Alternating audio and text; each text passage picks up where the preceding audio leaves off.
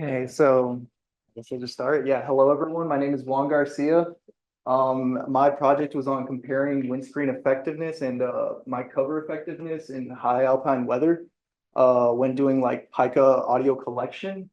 And I was helped by my wonderful mentor, Chris Ray, and Rachel Billings, who yeah, also helped a lot. So thank y'all to them. Uh, so yeah, I guess I wanted to start by talking about the pika, the American pika. It is a legomorph. It is related to rabbits and hares. They have small rodent-like bodies. They are 4 to 8 inches, I believe, and 4 to 6 ounces typically. So they're like really tiny little guys.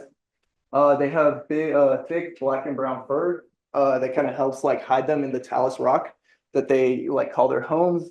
And they have like a very iconic squeak. Anyone that has hiked in like, the like higher alpine areas can just like squeak. Yeah, you hear it pretty like frequently up there. Um, yeah, habitat and range, like I was just saying, they are in like high altitude areas. It's really the only place that they can live because unfortunately they're very like temperature sensitive. If the outside temperature goes above a certain level for too long, they just pass away, unfortunately. So yeah, they like to like hide under the like talus rock down here and stuff, and they hay pile throughout the like summer, which yeah, they'll just gather a bunch of grass continuously and then just sleep in that for, or not sleep, they don't hibernate, but they'll hang out in that throughout the winter, which is pretty cool. Which is kind of related to the issue. Yeah, because they hang out in such like high alpine areas, it is generally just very windy, very tough weather for collecting like audio data. And we collect this audio data to like try and gauge like pika population and stuff using these solar bars. These are a pretty new thing that has been only up there only for like a couple years. So yeah, I was trying to help improve like that process. So I was trying to attach like different mic covers and windscreens to them just to see if it would improve the audio collection a little bit. Or yeah.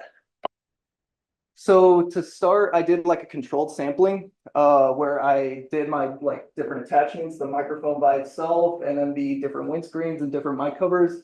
And I would replay the same Pika call like 10 times just to like get a base level of their like mean frequency, their standard deviation of the frequency, and a standard error, which was really great. I realized that the mean frequency that I was looking around for was actually 3,100. So you can see this like band right here. Frequency or amplitude is shown in color intensity. So yeah, the brighter colors are where that kind of lies right there. Yeah, so that's what I figured out through my like controlled sampling, which was pretty cool. Then I moved on to field sampling. So yeah, it was basically like me just like running around talus fields, like trying to like record these pikas with my shotgun mic, using all my variations and stuff. And yeah, I got 5 samples using each variation and kind of compared those. The road windscreen, which I'll go back up. The fluffy dead cat one actually turned out to be the one with the closest mean frequency to what I was looking for. So that was super cool, which is kind of what I expected since it's more or less specifically for that. So yeah, that was just like these are result or my results. My spectrograms that show like the actual Pika calls or the attempt at showing the Pika calls. The road windscreen was the only one that was able to actually like visualize something in the graph, which was pretty cool. I'm just glad I got something. Yeah, so then from there, I actually moved on to testing the solar bars with the different setups. We tested them over a 4-day period, 2 different solar bars at 2 different locations. And we took, yeah, 10 samples from each solar bar using the road windscreen and the zoom windscreen at the 2 different sites. And then, yeah, so from there, I realized that the mean frequency for no windscreen came at 2250, which yeah, was kind of expected, I guess. The Zoom gave me 3396 and the Rode windscreen gave me 2839.